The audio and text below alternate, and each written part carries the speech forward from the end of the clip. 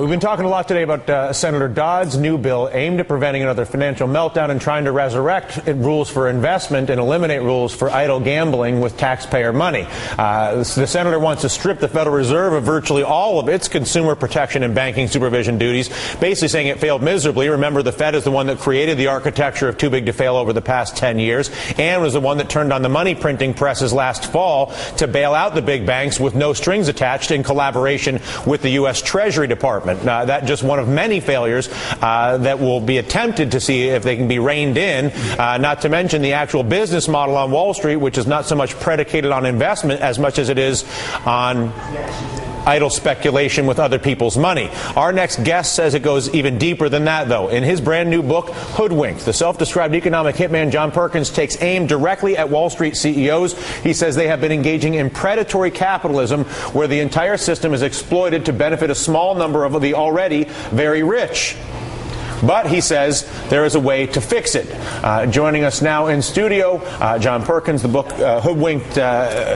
Most people, I think, understand that the bank CEOs have perpetrated a terrible crime against the American people and used the government to do it. But in brief, tell us how you see their role in this. Well, I think what's happened, Dylan, over the last 30 years particularly, is we've adopted a whole new system of economics. When I was in business school in the 60s, we were told that a good CEO had fiduciary responsibilities to his investors, his employees, his consumers, his suppliers.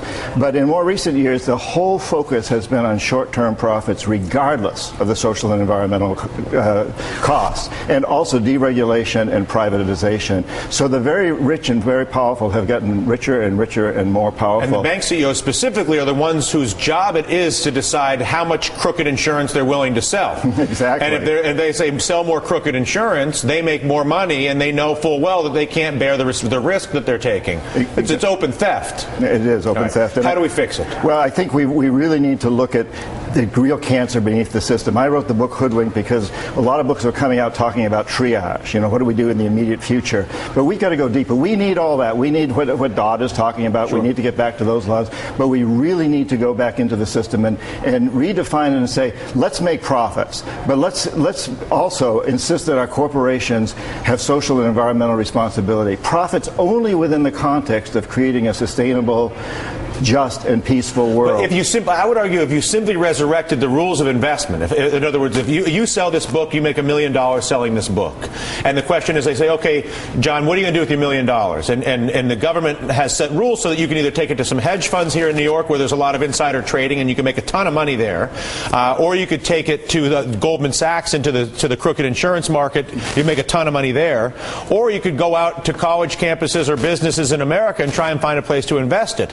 As long as the government allows you to either go to some insider trading or some crooked insurance, you're never going to invest that money. So it doesn't simply the act of making it illegal to do these other casino-like or openly fraudulent activities in hedge funds and swaps markets doesn't just forcing people like you, when you make a few bucks selling a book, or anybody in this country makes a few bucks running a laundromat or creating a media empire, that money has to be invested or lent into the system. You can't take it out and simply use it as a gambling chip at a government-sanctioned casino. Well, that's an important first step.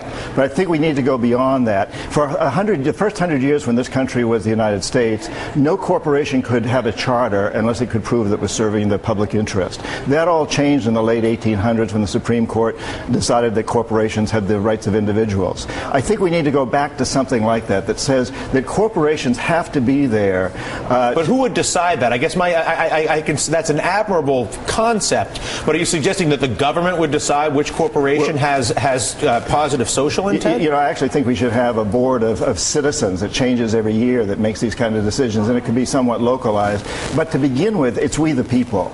Already now, we need to insist, when we buy something, let's buy it from a corporation that's making a commitment to a sustainable, just, and peaceful world. For my grandson, I have a 2-year-old grandson, and I have to know that he's not going to have homeland security until we see the whole planet as our homeland. Our corporations have to be responsible for the entire planet today. So let's only buy from those that are committed. They may not be 100% perfect by any means, but that are moving down that path path to create a sustainable, just and peaceful peaceful It sort of goes world. back to if the politicians aren't working for you, you do have your vote, we do have a free press, and we do have the money we spend after taxes. Well, our vote in the marketplace is very important. The marketplace is ultimately democratic if we choose to make it that way. Understood. Listen, John, a pleasure. Good luck with the book, Hoodwinked. The title, John Perkins, Confessions of an Economic Hitman, his first book. This one, Hoodwinked by Wall Street, how, again, they use a culture of giveaways, free insurance, cheap food, cheap oil, a cheap house, to then entrap a system in mountains of unpayable debt that then put them in charge and give them the wealth and leave the American people hostage to all sorts of broken systems. John does a great job on this subject, and it's a pleasure to spend a little bit more time with